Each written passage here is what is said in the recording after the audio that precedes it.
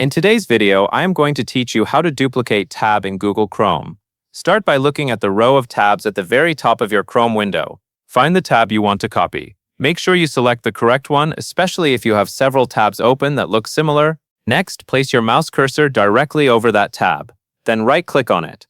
On some devices, you may need to use a two-finger click on a trackpad or hold the Control key while clicking to open the same right-click menu. A menu will appear with several options related to that tab. In that menu, select Duplicate. As soon as you click Duplicate, Chrome will create a new tab.